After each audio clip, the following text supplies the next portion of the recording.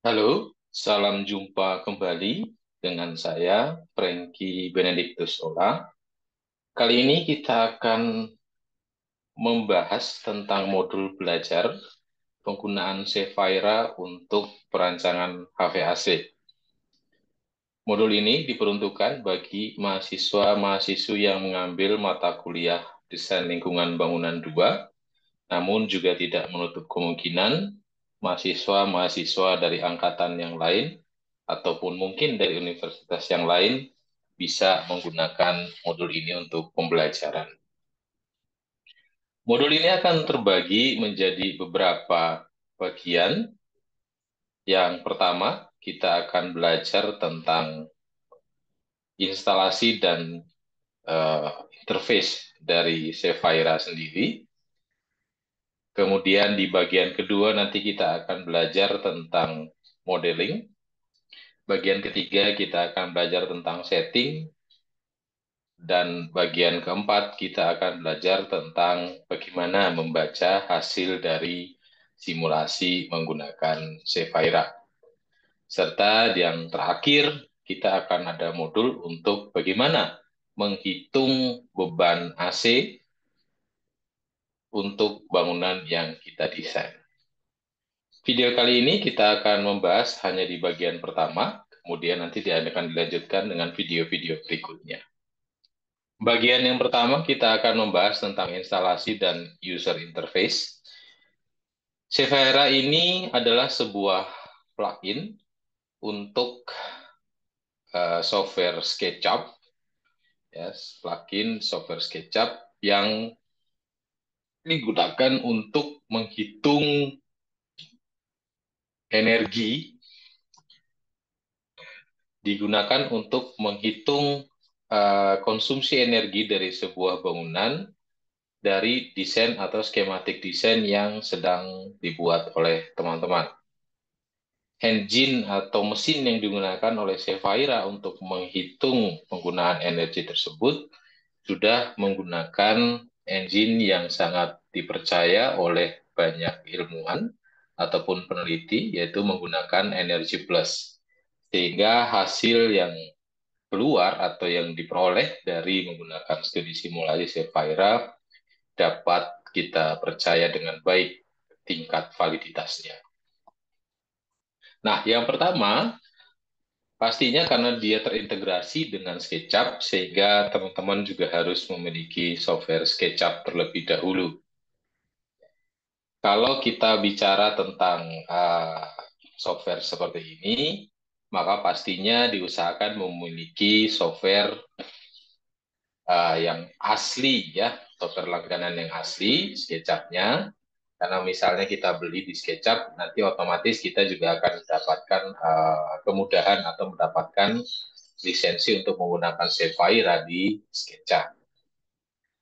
Nah, di Departemen Arsitektur, teman-teman nanti bisa menggunakan software SketchUp dan Saphira yang asli di lab instrumen. Silakan nanti koordinasi dengan asisten dosen untuk peminjaman ke laboratorium instrumen.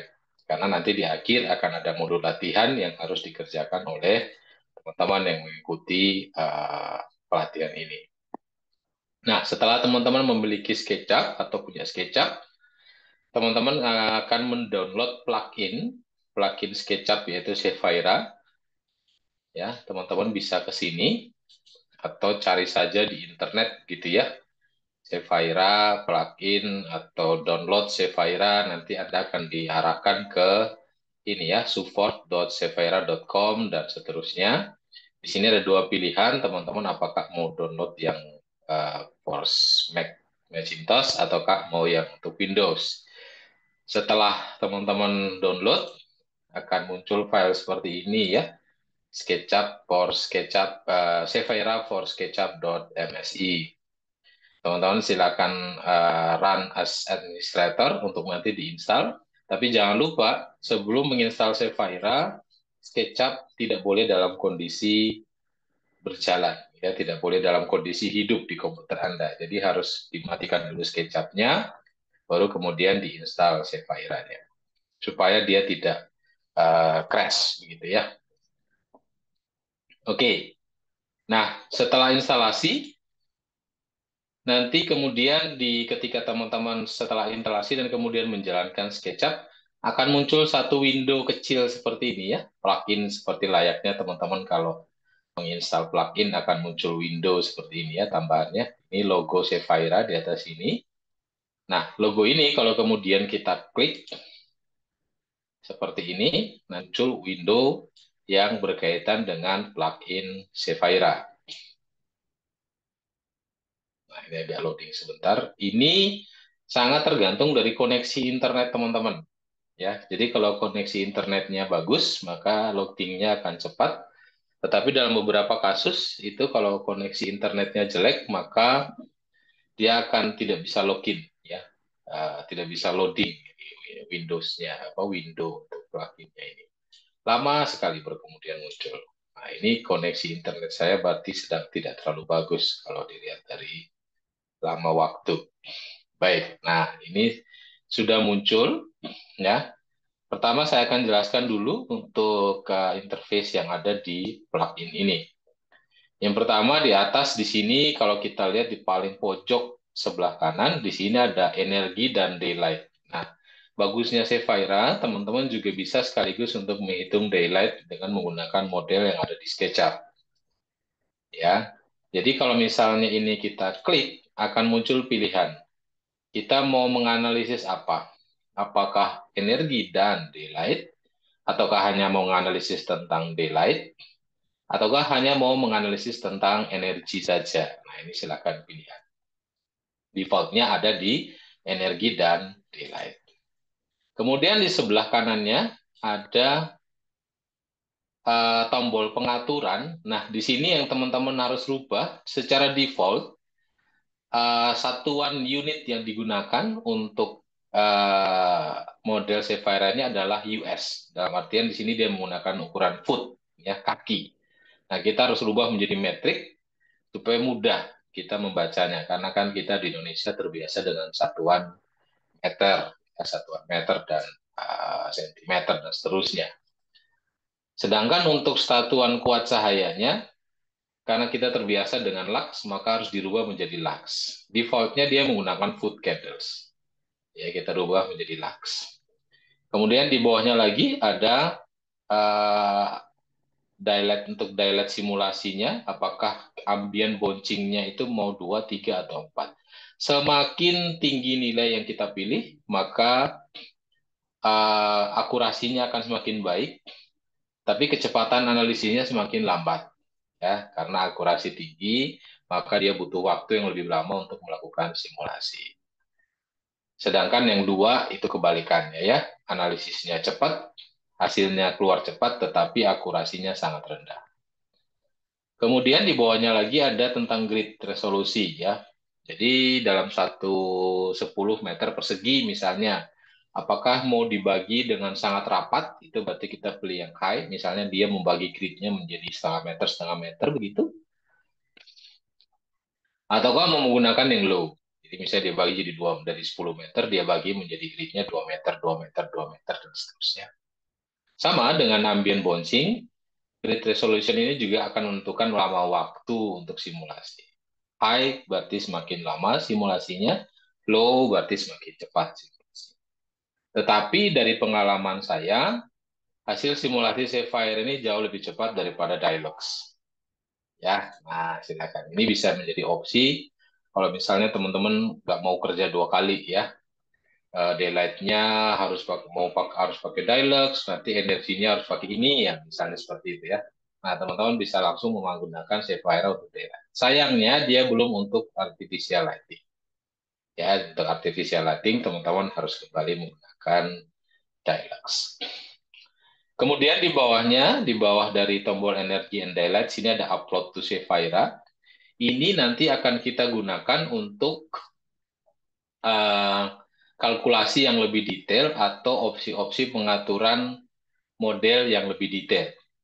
Ini kita akan upload ke cloud-nya Sapphire, kemudian kita akan menggunakan websitenya Sapphire untuk kemudian mencoba untuk merubah setting atau merubah properties material merubah sistem HVAC yang kita gunakan, dan seterusnya, dan seterusnya.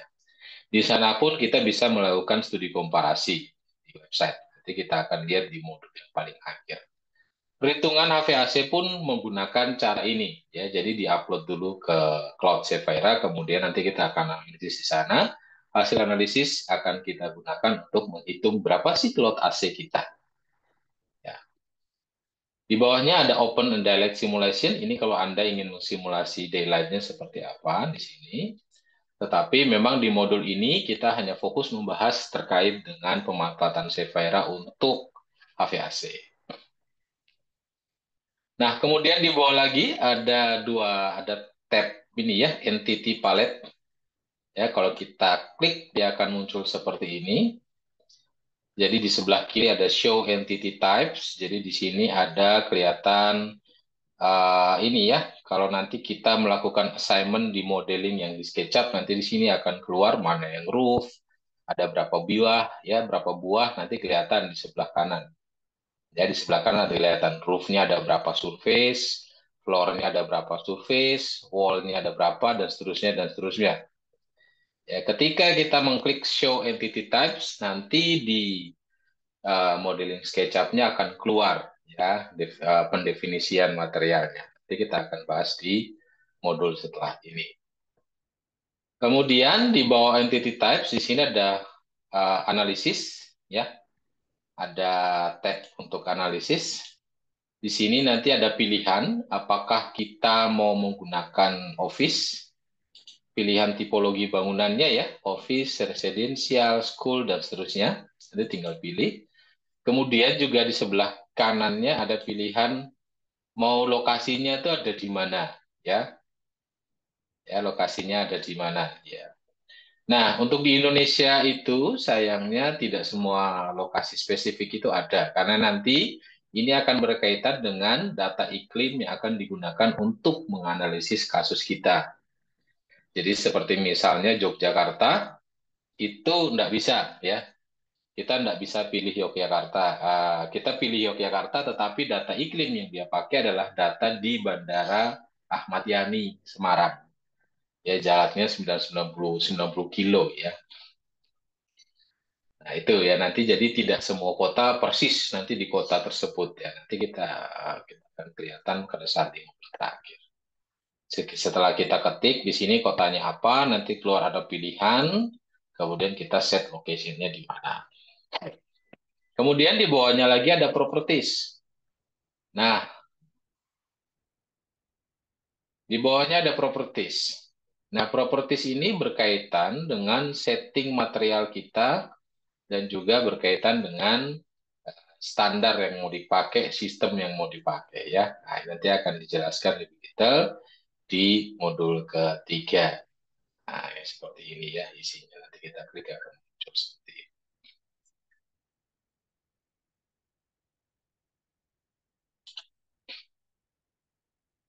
Baik, kurang lebih seperti itu untuk modul pertama ini terkait dengan instalasi dan juga user interface. Teman-teman silakan mencoba. Kita jumpa lagi pada modul yang kedua. Terima kasih.